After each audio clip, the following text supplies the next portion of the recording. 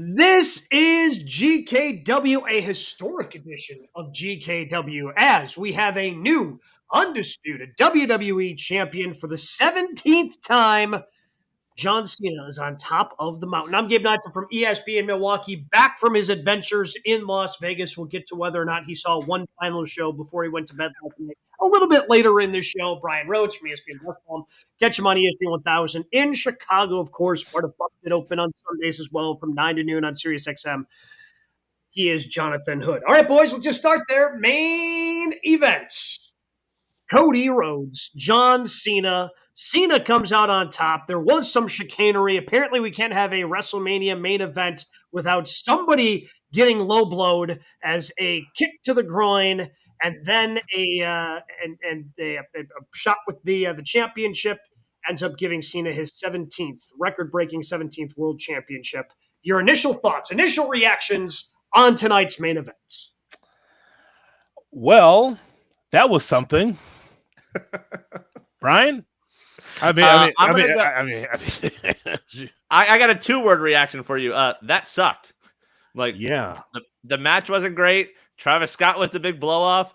It's 20 minutes before the end, and it happened.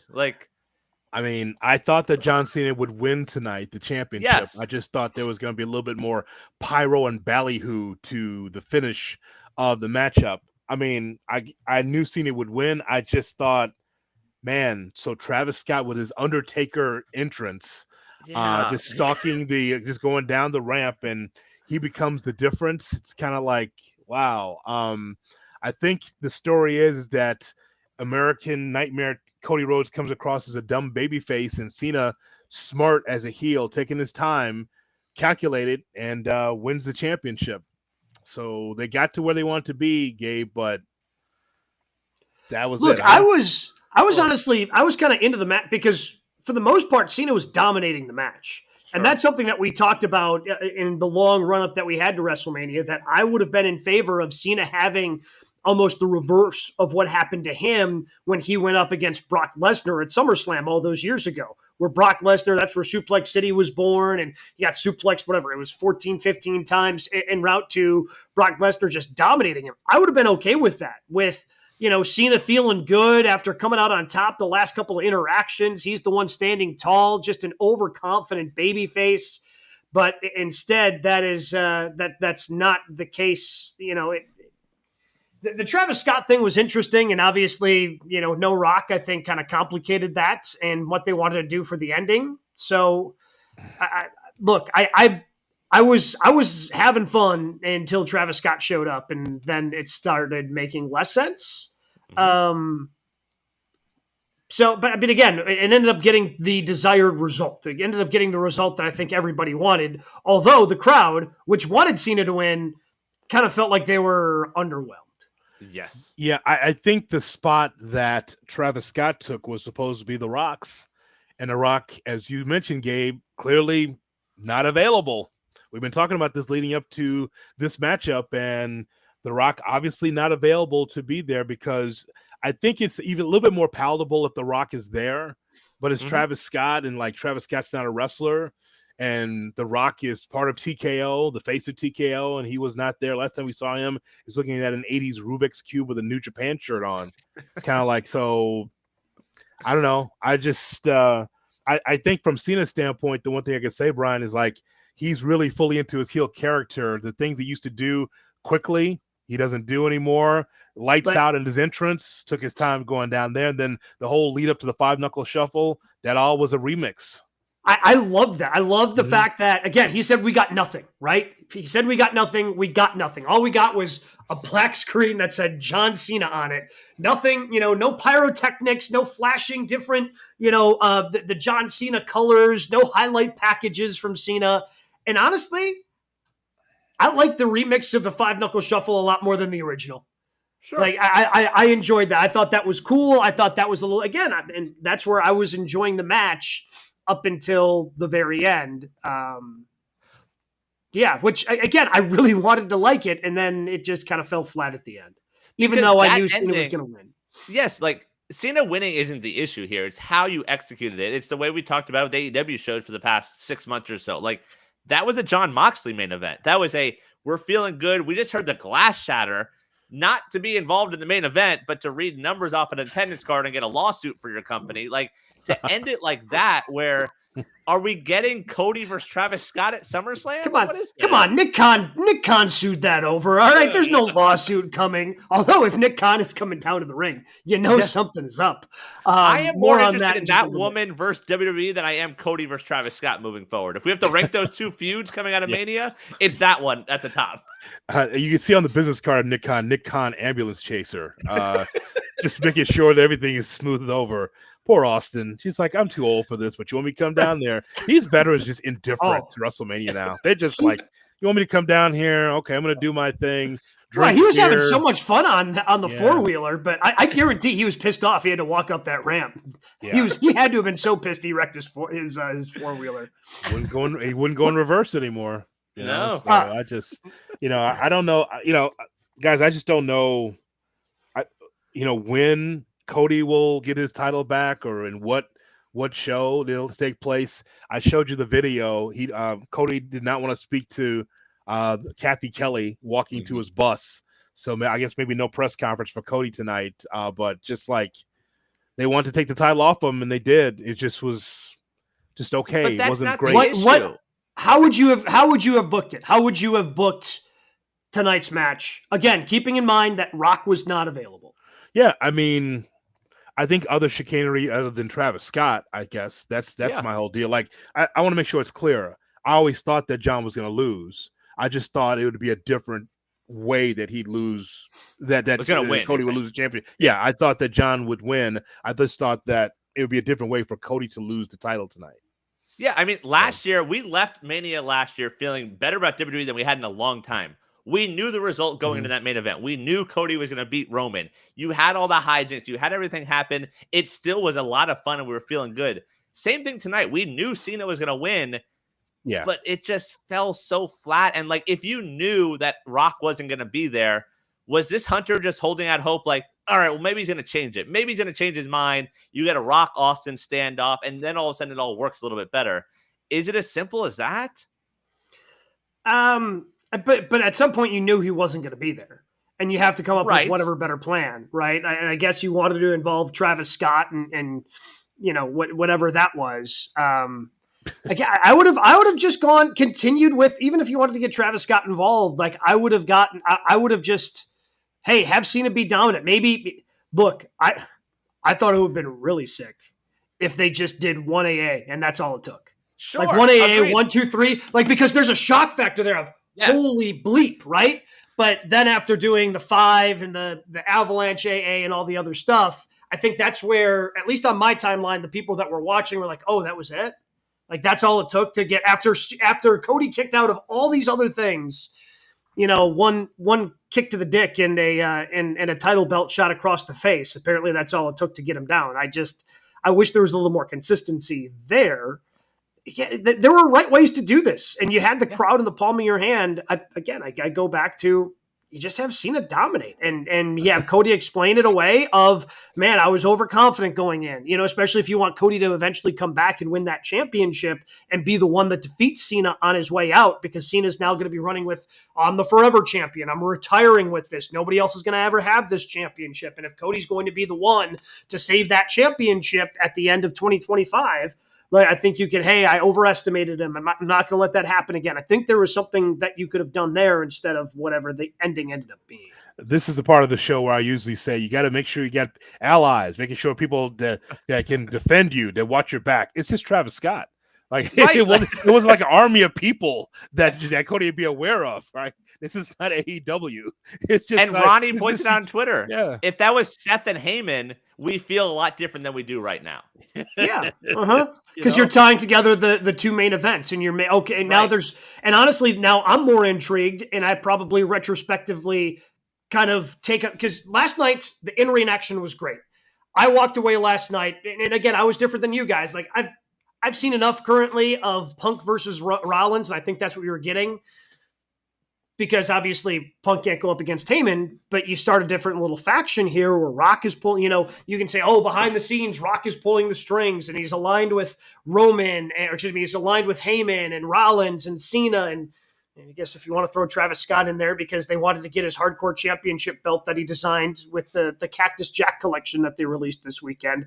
Again, that seems a little too much corporate synergy for me for WrestleMania, but I guess your mileage may vary there, but there were better ways to do it than what the main event ended up being. It's just funny. Now, in retrospect, and we'll get to the other matches here tonight, coming into this on Thursday, we said, I think there's enough here for one really good card. Mm-hmm. Turns out there was enough there for one really good card. Yeah. Because, I think tonight was a lot better than last night. Sure. But I would take the main event from last night, the opening, put it here, and you could probably get rid of the women's tag match, even though Becky coming back. We'll get into that in a little bit. But again, I think you could have found like an 8-card WrestleMania that would have been really, really good when you kind of start picking and pulling from the 2 nights. Io Sky and Bianca Belair and Rhea Ripley for the Women's World Championship. There's a lot of people that match of the weekend. Yep. There's a lot of people that are saying, okay, match of the weekend. We got that down. But a lot of people are saying that it might be one of the best openers for WrestleMania 1.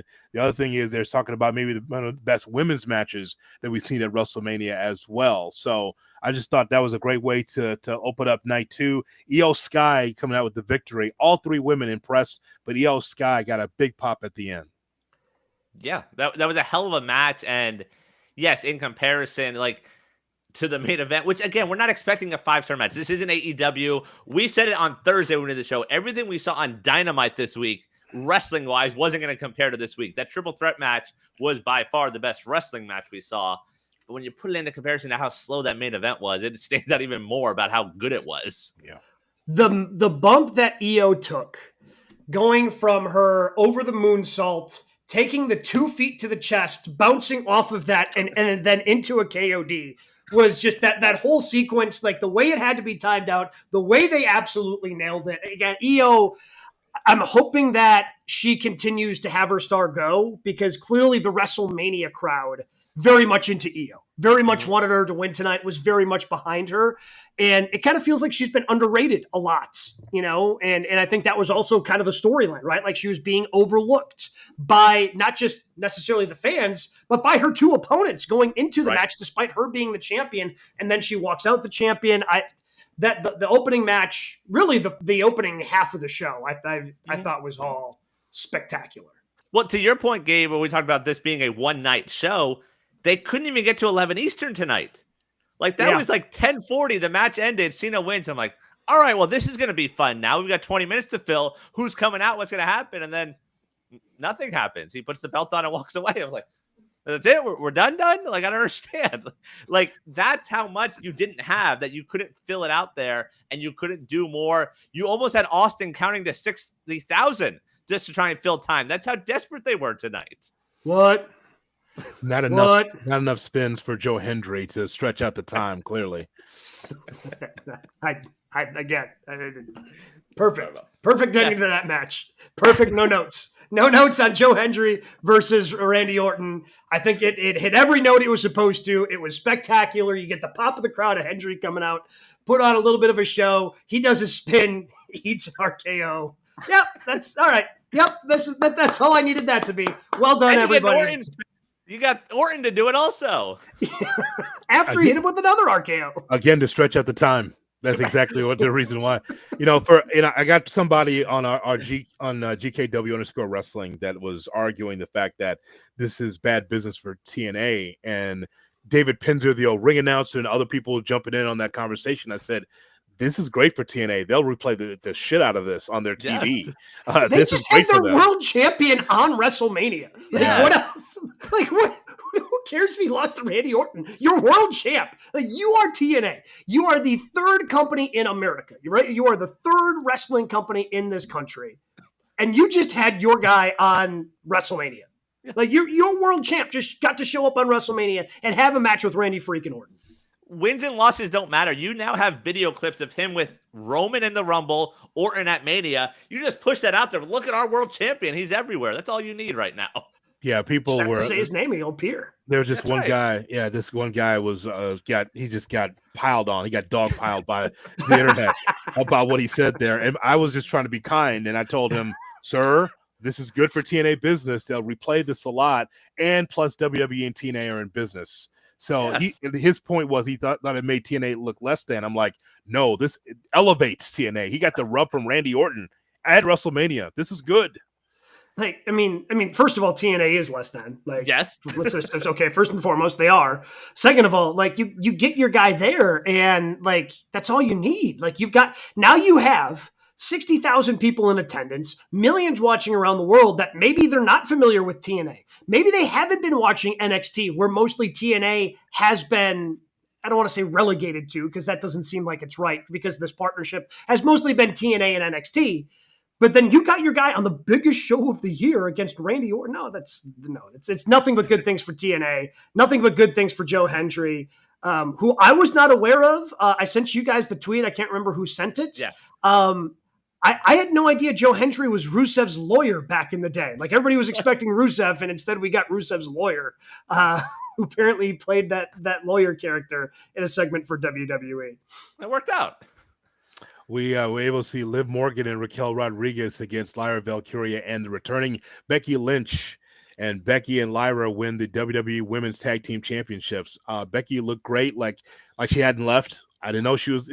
You wouldn't know that she's been gone for a while, and she comes in. And again, it's just strange that Bayley's pushed out of it, because Bayley could have accomplished the same thing, and they could have won the Tag Team Championships. And again, there was, I think Sean Ross Sapp had reported, or somebody had reported, that this was kind of the creative plans all along. The match was good and it was fun, and I am a fan of Becky Lynch, but it just kind of felt a little dirty to me with her not being there at all. You kind of throw together the storyline for Bayley, and then on the pre-show the night before, you do an injury angle for Bayley and take her off so you can replace her with Becky. Like the match itself was really good. The crowd pot for Becky Lynch, great, but watching it, I still felt like bad for Bayley, and I couldn't shake that feeling. Yeah, I agree, and especially because we talk about the time again, you could have had Bayley and Roxanne Perez do a solid 12 minutes and gotten Mania moments, and the same thing could have been accomplished. Like, you had time to work with, and you said, like, we don't need Bayley on this card. We don't need Chelsea on this card. Like, we kept teasing about it. Oh, it's going to happen. Night 2's in the books. There still is no Chelsea Green. Like, I don't understand stuff like that. The people that bust their ass year round that don't get the opportunities. But Travis Scott's out there to end the show. Yeah, we talked about maybe the possibility of Chelsea kind of going in the back and looking for a match, or looking to talk to the general manager. Like, is there any way, some kind of in between vignettes? They don't do those things anymore. They used to do stuff in the back, like, away from the matches, a little bit of comic relief. That's all covered by sponsors. They go from match to a long commercial break, back to the match. Like, they don't have time for the little nonsense they usually would do just for a little comic relief. So Chelsea, not at all part of WrestleMania, not great. You got to see a mascot juice and an ice cream bar instead. Just what the fans want. Yes, we did. Wasn't it at WrestleMania where we got a Punk Stone Cold interaction? The like backstage. I remember the backstage. I don't remember if it was Mania. Was that Mania? That's what I'm saying. I remember that interaction, but maybe I'm just misplacing it. But yeah, stuff like that. Like, yes, the comic relief, the random legend appearances, like stuff like that can happen. But yeah, it's so sponsor heavy in this new TKO world that they just don't value that. Yeah. So again, we got a chance to see, and I guess the Irish synergy of that, I don't understand. I didn't understand why that was important. I mean, Becky gave Lyra a rub before she went away. Yeah. Like that was that kind. Again, there was a little bit, which is why everybody kind of expected it was going to be Becky, because there was a little bit of connection with them before Becky went on the hiatus that she went on. But again, the match was fine, and I'm curious to see what they do. Also, not great that you're doing, like, apparently the only angles we know how to do in the women's tag team division are backstage injury angles where a partner gets hurt and then has to be replaced. Apparently this is the only thing we know how to do in that division, which is a shame. But what's not a shame, Dirty Dom is your new IC champion. Right. What that was another spectacular, well put together, bouncing all over the place match that had the high energy and pace that I thought was fantastic. I felt like that sprint back to the ring was unplanned. Like, he didn't know how to deal with the fans cheering for him and being so. And he's like, "I'm going back. I'm sucking this in. Let's go!" Like, let's did you see Finn? Like, he ran past Finn. Finn's like, "What's going on?" It's so cool for Dominic Mysterio. When you go hard in the paint as a heel, the only other place for you to go is to be a babyface. Mm-hmm. And I know with the mixed WrestleMania crowd, I mean, people have to appreciate what Dom has brought to the table as a character. Doesn't take anything away from Braun Breaker. That guy, it's funny because Braun does like 6 big-time moves. 6 moves. And it's like, nah, Dom's a champion. And just how that works, right? And so you know the split's coming. When we saw Dom against Finn, we know every man's for itself, but usually how that works is like the tag team works together. But Dom said, F that, I'm going for it. And I'm going to give him the the 619? 619. Yeah, gave it to Finn Balor, and then they went to blows a little bit. So maybe there's a little bit of a fracture, even more so now with Judgment Day. There's going to be some falling out. Oh, Dom's the face, yeah. Uh-huh. That's where it's going. That's the Mania crowd. Like, I thought we were going to Finn being kicked out. Finn becomes the face. Judgment Day stays intact. Is it Dom that gets kicked out now? Yeah, it's the opposite. Dom is on his way to be a babyface. Yeah, whoa. Like you have to make Dom a babyface. Liv has got to break up with him. She's got to side with Finn. He's got to get kicked out of. I don't know what they do with Carlito in the divorce. I don't know who gets Carlito, but whatever. Do whatever you want. He just gets fed to Braun. That's his. Yeah, I was about to say, if he wants to keep taking spears on top of announce tables, like keep him around as long as you want. But yeah, I think that's the direction you have to go, especially after that moment where he had to sprint back just to celebrate with the fans. Like the dude's over. Everybody wanted Dirty Dom. They were trying to sing to Dirty Dom. Again, but tougher to do with the 60,000 people in the stadium than it is, over in Europe. But they were trying to sing. They're trying to serenade Dirty Dom. This look like a babyface to you, Brian, as we show Dominic Mysterio now meeting the fans. He's getting a rousing ovation right now after becoming Intercontinental Champion. A rousing ovation. Wow. Now, you can say, "Oh, it's WrestleMania." He is a babyface with that title, and people are happy for him in Vegas. That's insane. Crazy, right? Your biggest heels, all of a sudden, just turning like that. But I guess Mania is where we see it happen. I mean, he is happy as a clam that he is the Intercontinental Champion. Smiles all around, even on the podium. Even Peter Rosenberg's happy. That's a change. But he's happy for him as well. So that's wow. Cool. Well, and I'll tell you what, in between, like, again, the early part of this card really delivered because we got a really good match out of Damian Priest and Drew McIntyre. Drew McIntyre going back to his old tricks, tweeting while in the middle of a match that he's bored at work, which was fantastic. Awesome. Credit to Priest. I was a little worried, especially after going back and looking at the replay where he goes through the 2 tables. His foot slips a little bit on that top rope.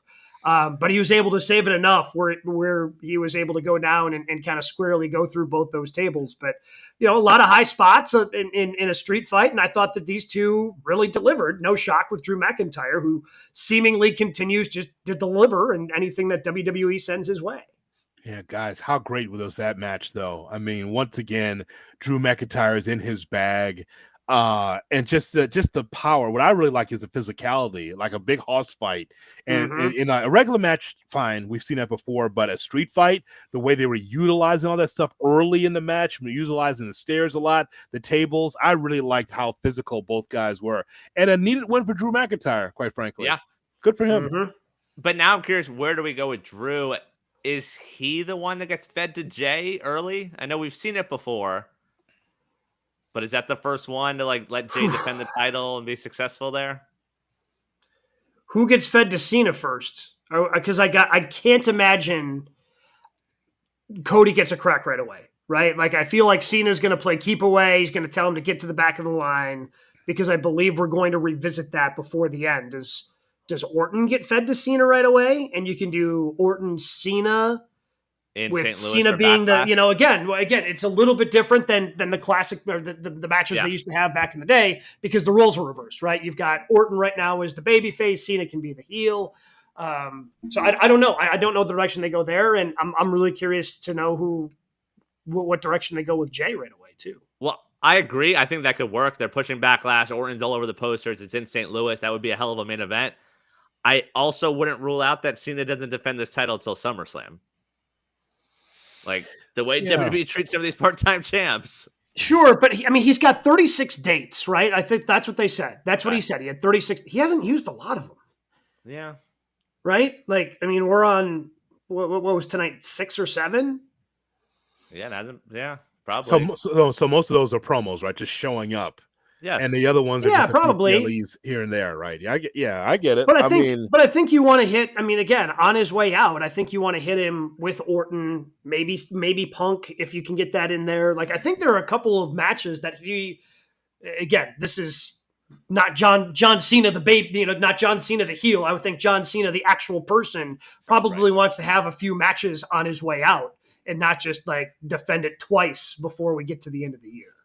The way that Cena was moving in the ring tonight, guys, it's like, I think that he's going to end up as a babyface at the end, but boy, that's a strong 180. He's got to turn that car, really slowly, because that's not one of those things that I'm mad, I got a dark entrance, I never smile, all that stuff, unless, I'm frustrated. And then all of a sudden it just flips. God almighty. And by the way, there's still going to be, we have to realize, guys, that there's a generation of wrestling fans that listen to our show and watch our show that all they know is Cena's champion. Mm-hmm. All they know is like Cena is the dominant champion. And so, when we have people in the crowd saying, he's my forever champion or he's my first champion, like, I still think that there's people, even though Cena's acting the heel, they're just supporting him no matter what, because that's the guy that they know. Well, and that's what we got. Honestly, I thought the crowd was going to boo Cody a little bit more, but they weren't. And again, it's a WrestleMania crowd. He was able to get them back on Friday night with the promo that he cut, but they were booing him early on Friday. Mm-hmm. It doesn't feel like the boos were as noticeable, but what I did notice is, people were singing along. Like, I was expecting, again, it's a stadium show and it's tough, but I think about the past two where he's been in the main event, that whoa hits. Like, it just, that first time you hit the whoa, like, it just, everybody's yelling. Didn't really hit this time around. And again, I don't know if that's a WrestleMania crowd. I don't know if that's people who are a little over Cody right now. I'm not quite sure. I'm curious to see what happens. And again, I don't know if Cody's scheduled for anything, because that was always the note coming out of WrestleMania, is that Cena was scheduled for SmackDown on Friday and Cody was not. Yeah, this was especially throughout this match. This was like you're a kid and your uncle is just beating you in basketball in the backyard. That's kind of how it felt. Yeah, I think that Cena uncled him a little bit in some ways. Like, and again, 5 moves of doom didn't do a lot. Cena called the match, by the way, because if you go back and watch, you can read his lips over and over again. I'm like, dude, can you just cover it up a little bit? Just a little. Again, this is his first match as a heel. Like, he doesn't know what he's doing. He's like, okay, again. Because when he was getting like the punches to set up the bionic elbow, you could just see him. Yeah, do it again. Do it again. Do it again. All right, here we go. All right, we're gonna flip in. Here we go. Like, come on, man. Can you give me a little mystery, for God's sakes? And here come the tag team champions, by the way, with first time on camera, Seth Rollins and Becky Lynch's daughter. So they're coming to the press conference as well. So they're getting some time. Hey, and my first question for you, Lyra, are you going to go with that hair outfit again, leaving feathers all over the ring? That would be my first question. Do you think that was a good idea, that haircut? That's my first question. Yeah. Second question, Becky, do you have to turn heel now that your husband is a despicable heel who had aligned himself with Paul Heyman, and the second it happened, you tweeted out a gif of you celebrating the fact? Like, that's very odd. You're going to be a Paul Heyman. Like, if she wants to be a Paul Heyman gal, sweet, sign me up. Sorry, but that also means you're a heel. The walls are down, the backstage stuff. Cole did the promo tonight for some new doc coming to Netflix, some series where they talk about the WWE writing room. And we're going to see WWE writers. And he used the word writers on WrestleMania. Like, this is a new world. Okay, but what pisses me off is that Triple H the entire week into WrestleMania talking to everybody saying that, oh, you guys, you're trying to figure things out and you want to know behind the scenes, blah blah. You're giving us behind the scenes. I mean, the first day of Netflix in Los Angeles, what do we get? We learn babyface and heel and all these terms and blah blah blah. So you want us to be inside, and then you get pissed when we go inside. Well, again, think about what they released last year. With Rock and Cena, or with Rock and Cody. Like, that was all behind the scenes stuff of, oh, this isn't the way it was supposed to go. But then he pointed at Roman, then the crowd turned. So then we had, it was all behind the scenes stuff. But to hear the word right, it just made me cringe a little. Like, oh, that's what we're doing. It's just weird to hear. Well, I mean, but fine. You want to do that? That's you want to open up the whole can. That's fine. But don't criticize us for trying to figure out what's going on when you bring all the insider terms out on television. Like it's just WrestleMania time is just weird for Nick Khan and for Triple H. It's lying season. They say a lot of stuff that's just weird to me. And then again, for those that don't follow wrestling like the three of us. Some of the people that's in the mainstream media, they eat it all up. Like, well, whatever they say, they're businessmen because they're successful. So it's kind of like taking the advice or taking the lead from owners in sports. Just because they say something doesn't necessarily mean it's true. We're in markets that is true. We know that is true. We know owners lie. We cover it on a daily basis.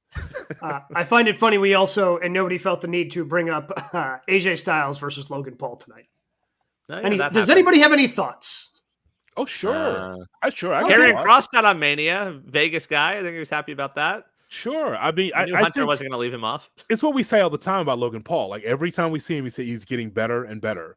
So yeah, absolutely. Logan Paul, I think he got winded toward the end because he doesn't wrestle very often, but that's the perfect opponent for Logan Paul to learn under AJ Styles. Strange because Karrion Kross is not really a player in WWE. But he was part of the finish, and that's odd. Don't tell Trips that. But the match was fine. I will tell you, I saw Karrion Kross at a coffee shop in one of the hotel resorts. Good 20 minutes just standing there, not recognized by a soul. Just standing there waiting for his coffee order. And then they called out Kevin. He got his coffee, and off he went with his day. Wow, how about that? Yeah. How about that? They didn't recognize him as Bloodsport's Karrion Kross? Nope. He won. That's actually that honestly is shocking, given that, like, if you were just saying that you were at a coffee shop, yes, at home and like Raw was in town, okay, right. You were in Vegas during Mania weekend, like across the street from WWE World. So like all the fans are walking through there to get to the convention center, which is across the street. I recognize him. I was going to talk to him, and he's not imposing, so it's not like, wow, this guy's big. He must be someone. Just there in a tank and just waiting for his coffee. But he got a Mania moment. You should start the show there. That's bearing the lead. Very good. Good info. So, hey, that's Triple H's guy. Mm-hmm. We do have another live show coming up tomorrow night, so we'll still have plenty of reaction Raw after Mania. If you missed our night one reaction, go back and watch that. But there is a loose end we have to tie up from last night. It has nothing to do with things that happened to WWE. It happened with our guy, our Jonathan Hood was trying to convince Rowitz to go see one more show before he hopped on a plane at 5 a.m. this morning to go home to South Florida. Did you go see one more show last night? I did not. I definitely had some FOMO because as I got to the airport, I'm seeing the tweets about Brody Lee Jr., who's 13, making his wrestling debut to win the clusterfuck and ultimately get his Mania moment. I definitely would have missed my flight because that show was still going as I got to the airport earlier this morning. Might have been worth it. He eliminated Hood's girl Megan Bain. Yes, big spot for him. I'd like to know, is there child services anywhere in Nevada to be able to check this out? There's Vegas. just no way that child can be up and wrestling at that time of day and not have child services on the case. His mother tweeted out earlier this morning saying, "I just woke up. Brody did what?" His mom wasn't even there. Well, who's watching the child? Nick Wayne doesn't go anywhere without his mother, and he's 19, 20 years old. He's 19. Now. Yeah, he's 19 now. Still doesn't go anywhere with his mom. This was, I think, 3:30 a.m. Pacific when this happened. So shout out to Brody Jr. for the win. Oh my God. 3:30 Pacific, and he's winning matches. Uh-huh. And sold out, by the way. Probably sold out. Oh, probably, yeah. It's the place to be. Sold out. Yeah, they had, I believe Chris Bay came out to Yep. to introduce him. Yep. What a wild time. God, Yep. WrestleMania is so great. WrestleMania Good old weekend is Vegas. so great. The stories. And by the way, you go to GKW_wrestling and check out the thread that Brian put out there as well. All these different wrestlers that you saw. Some that will be in the ID program, I'm sure, very soon. Oh, I will say, anyone that's in the ID program, they wear those shirts proudly, and it's hard to miss it. Like, you are aware. I was tempted to buy one just to see if I got some looks, because those guys and girls, they wear those shirts wherever you are. So congrats to them.